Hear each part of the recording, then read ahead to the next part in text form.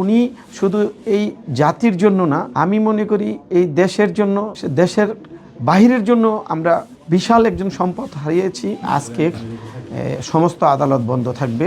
আমরা 7 দিন আমাদের সমিতির পক্ষ থেকে কোরআন তেলাওয়াত হবে এবং 7 দিন পর্যন্ত শোক ঘোষণা। শুধু আইনজীবী সমাজ না, সারা দেশের জনগণ, সারা বিশ্বের জনগণ একটা শোকের ছায়ায় চলে আসছে। আমি ব্যক্তিগতভাবে আমার গ্রামের বাড়িতে ছিলাম। আমি যখন মেসেজটা পেয়েছি, আমি তাৎক্ষণিক, আমার ড্রাইভার বাসায় ছিল না, আমি নিজে ড্রাইভিং করে এবার কেরে চলে যাই। এবার কেরে চলে যেয়ে ওই জায়গায় দেখি যে শত শত হাজার হাজার জনগণ কিভাবে কান্না করতেছেন। ওই জায়গায় স্থির থাকতে পারি নাই। তারপর আমি আমার সমিতিতে চলে আসি। আমি আসার পূর্বেই সাধারণ আইনজীবীরা সহ জাতীয়তাবাদী দল বিএনপির আইনজীবীরা সবাই সমিতিতে চলে আসছেন এবং আমরা সবাই মিলে প্রথমে কালো পতাকা উত্তোলন করি, জাতীয় পতাকা অর্ধনির্মিত করি।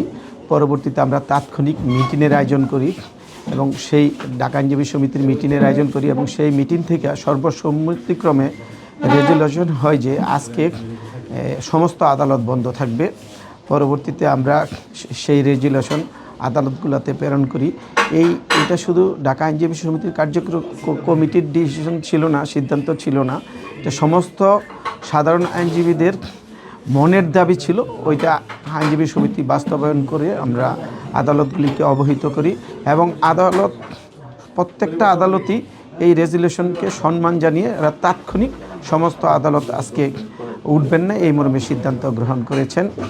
আর অ্যাকচুয়ালি আমরা যা হারিয়েছি এটা কোনোদিন কোনো কিছু দিয়ে পূরণের না। একমাত্র স্মার্ট সিটি বসুন্ধরা, আধুনিকতায় এক ধাপ এগিয়ে। আমাদের অনেকেরই মা বাবা আমরা হারিয়েছি, কিন্তু আসলে এটা একটা পরিবারের ক্ষতি হয়েছে মা বাবা। আর উনি শুধু এই জাতির জন্য না, আমি মনে করি এই দেশের জন্য, দেশের বাহিরের জন্য আমরা বিশাল একজন সম্পদ হারিয়েছি। কারণ আপনারা ইতিমধ্যেই দেখেছেন, রাষ্ট্র থেকেও ঘোষণা হয়েছে আগামীকালকে সরকারি ছুটি এবং 3 দিনের শোক ঘোষণা। আমরা আইনজীবী সমিতির রেজুলেশনে আরও এনেছি যে আমরা 7 দিন আমাদের সমিতির পক্ষ থেকে কোরআন তেলাওয়াত হবে এবং 7 দিন পর্যন্ত শোক ঘোষণা সিদ্ধান্ত নেওয়া হয়েছে। আসলে সিদ্ধান্ত কি মন তো আর করে না, কেউ মানতে পারতেছে না।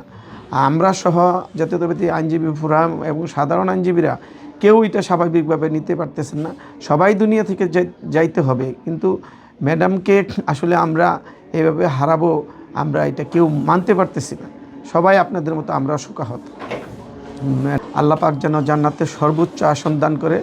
আমাদের আল্লাহ পাকের কাছে প্রার্থনা যে আল্লাহ পাক যেন ওনাকে জান্নাতের সর্বোচ্চ আসন দান করে।